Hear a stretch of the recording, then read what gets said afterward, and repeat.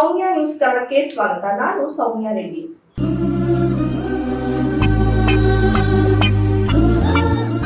ವಿಶ್ವದ ಅತಿ ದೊಡ್ಡ ಧಾರ್ಮಿಕ ಸಾಂಸ್ಕೃತಿಕ ಉತ್ಸವ ಅಂತ ಹೇಳಿಸಿಕೊಳ್ಳುವಂತಹ ಮಹಾಕುಂಭಮೇಳ ಈ ಬಾರಿ ಪ್ರಯಾಗ್ರಾಜ್ನಲ್ಲಿ ನಡೀತಾ ಇದೆ. 144 ವರ್ಷಗಳಿಗೊಮ್ಮೆ ನಡೆಯುವಂತಹ ಈ ಒಂದು ಮಹಾಕುಂಭಮೇಳ ಸಾಕಷ್ಟು ವಿಶಿಷ್ಟತೆಯನ್ನು ಹೊಂದಿರುವಂತದ್ದು. ಈ ಒಂದು ಕುಂಭಮೇಳದಲ್ಲಿ ಲಕ್ಷಾಂತರ ಸಾಧು ಸಂತರುಗಳು, ನಾಗ ಸಾಧುಗಳು ಹಾಗೆ ಭಕ್ತ ಕೋಟಿ ಜನರು ಈ ಒಂದು ಪ್ರಯಾಗ್ರಾಜ್ಗೆ ಭೇಟಿಯನ್ನ ಕೊಡ್ತಾರೆ. ಈ ಒಂದು ಮಹಾಕುಂಭಮೇಳಕ್ಕೆ 40 ಕೋಟಿ ಜನ ಭಾಗವಹಿಸುವಂತಹ ನಿರೀಕ್ಷೆ ಇದೆ. ಹಾಗೆ ಉತ್ತರ ಪ್ರದೇಶ ಸರ್ಕಾರ ಕೂಡ ಈ ಒಂದು ಮಹಾಕುಂಭಮೇಳದಿಂದ ಸಾಕಷ್ಟು ಆದಾಯವನ್ನ ನಿರೀಕ್ಷೆ ಕೂಡ ಮಾಡಿದೆ.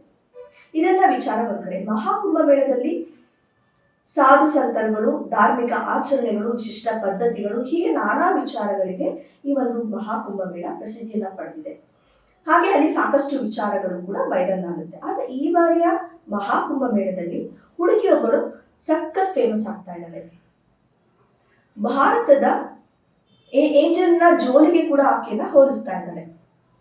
ಆಕೆಯನ್ನ ನಯನ ಮನೋಹರಿ ಅಂತ ಹೇಳ್ಬಿಟ್ಟು ಗುರುತಿಸ್ತಾ ಇದ್ದಾರೆ.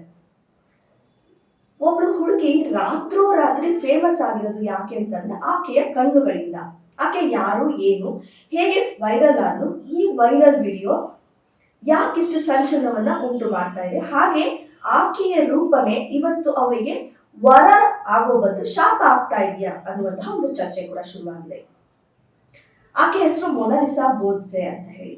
ಆಕೆ ಮಧ್ಯಪ್ರದೇಶದ ಇಂದೋರ್ ಮೂಲದವಳು. ಇಲ್ಲಿ ನಮ್ಮ ಕರ್ನಾಟಕದಲ್ಲಿ ನಾವು ಹೇಗೆ ಅಲೆಮಾರಿ ಜನಾಂಗ ಹಕ್ಕಿ ಪಿಕ್ಕಿ ಸಮುದಾಯ ಅಂತ ಹೇಳಿದ್ವು, ಹಾಗೆ ಅವಳು ಇಂದೋರ್ನಲ್ಲಿ ಅಲ್ಲಿ ಜಿಪ್ಸಿ ಸಮುದಾಯ ಅಂತ ಹೇಳಿ ಕರೀತಾರೆ. ಆ ಸಮುದಾಯದ ಹುಡುಗಿಯೊಬ್ಳು ಮಾಲೆಯನ್ನ ಮಾರ್ಲಿಕ್ಕೋಸ್ಕರ, ದ್ರಾಕ್ಷಿ ಮಾಲೆಗಳು ಮತ್ತೆ ಮಣಿಸರವನ್ನ ಮಾರ್ಲಿಕ್ಕೋಸ್ಕರ ಪ್ರಯಾಗ್ರಾಜ್ನಲ್ಲಿ ನಡೀತಾ ಇರುವಂತಹ ಒಂದು ಕುಂಭಮೇಳದಲ್ಲಿ ತನ್ನ ಮಾಲೆಗಳನ್ನ ಮಾರಾಟ ಮಾಡ್ತಾ ಇರ್ತಾಳೆ. ಆಕೆ ಒಬ್ಳು ಫೋಟೋಗ್ರಾಫರ್ ಕಣ್ಣಿಗೆ ಬೀಳ್ತಾಳೆ. ಆಕೆಯ ಫೋಟೋವನ್ನ ವೈರಲ್ ಮಾಡ್ತಾರೆ. ಈ ಒಂದು ಆಕೆಯ ಕಣ್ಣುಗಳು ಎಷ್ಟು ಸುಂದರವಾಗಿದೆ ಅನ್ನುವಂತಹ ಚರ್ಚೆ ಶುರುವಾಗುತ್ತೆ.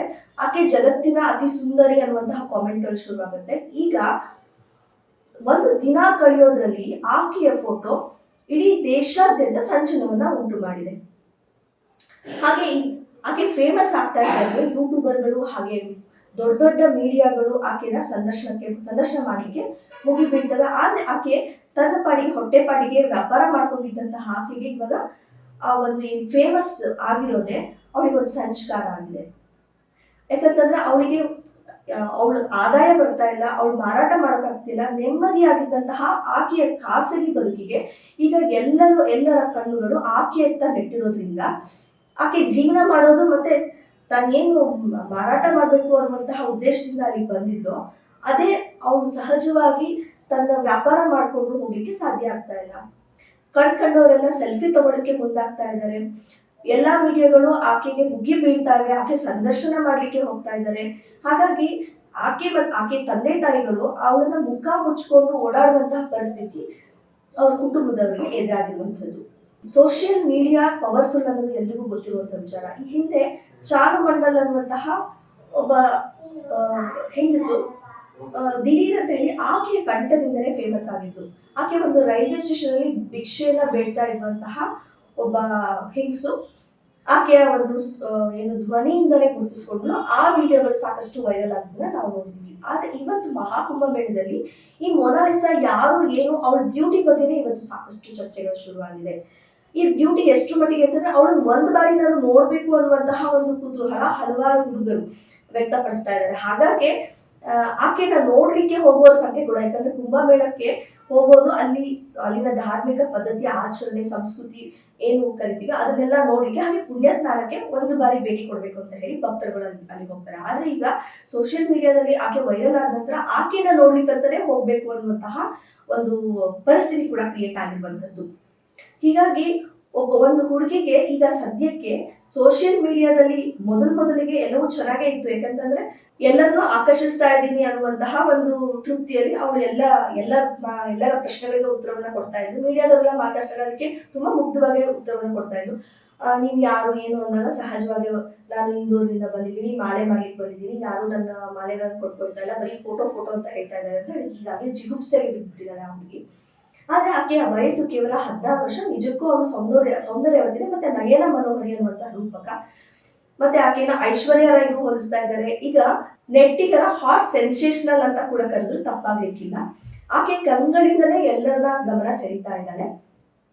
ಆಕೆಗೆ ಬಾಲಿವುಡ್ ನಿಂದ ಆಫರ್ಗಳು ಕೂಡ ಬರ್ತಾ ಇದೆ ಅನ್ನುವಂತಹ ಮಾತುಗಳು ಕೇಳಿ ಬರ್ತಾ ಇದೆ. ಹಾಗೆ ಅವಳದೊಂದು ಮೇಕ್ ಓವರ್ ವಿಡಿಯೋ ಕೂಡ ಈಗ ಸಾಕಷ್ಟು ಚರ್ಚೆಗೆ ಗ್ರಾಸವಾಗಿರುವಂತದ್ದು. ಮೊನಾಲಿಸಾ ತನ್ನ ಪಾಡಿಗೆ ತನ್ನ ಜೀವನವನ್ನ ಮಾಡ್ಕೊಂಡು ಹೋಗ್ತಾ ಇದ್ಲು. ಆದ್ರೆ ಈಗ ರಾತ್ರೋರಾತ್ರಿ ಫೇಮಸ್ ಆಗಿರೋದು ಒಂದ್ ಕಡೆ ಅವಳಿಗೆ ಆಫರ್ ಅನ್ನ ಕೊಡುತ್ತೋ ಅಥವಾ ಅವಳ ಖಾಸಗಿ ಜೀವನಕ್ಕೆ ಭಂಗ ತರುತ್ತೋ ಅನ್ನುವಂತಹ ಚರ್ಚೆಗಳು ಕೂಡ ಶುರುವಾಗಿದೆ. ಒಟ್ಟಿನಲ್ಲಿ ಈ ಒಂದು ಸೋಷಿಯಲ್ ಮೀಡಿಯಾ ಅನ್ನೋದು ಯಾರನ್ನ ಯಾವಾಗ ಬೇಕಾದ್ರೂ ಫೇಮಸ್ ಕೂಡ ಮಾಡ್ಬೋದು. ಹಾಗೆ ಫೇಮಸ್ ಆಗಿರುವಂತಹ ವ್ಯಕ್ತಿಯನ್ನ ಜೀವನವನ್ನ ಒಂದೇ ದಿನಕ್ಕೆ ಬರ್ಬಾದ್ ಕೂಡ ಮಾಡುವಂತಹ ಶಕ್ತಿ ಸೋಷಿಯಲ್ ಮೀಡಿಯಾಗಿದೆ. ಒಟ್ಟಾರೆ ಈ ಸೋಷಿಯಲ್ ಮೀಡಿಯಾ ಅನ್ನೋದೇನಿದೆ ಇದೊಂದು ಮಾಯಾಚಕ್ರದಲ್ಲಿ ಒಬ್ಬ ವ್ಯಕ್ತಿಯ ಬಾಳು ಬೆಳಗಲೂಬಹುದು ಹಾಗೆ ಮುಗಿಲೂಬಹುದು ಅನ್ನೋದಕ್ಕೆ ಈ ಮೊನಾಲಿಸಾ ಒಂದು ಸೂಕ್ತ ಉದಾಹರಣೆ ಅಂತ ಅನ್ಸುತ್ತೆ.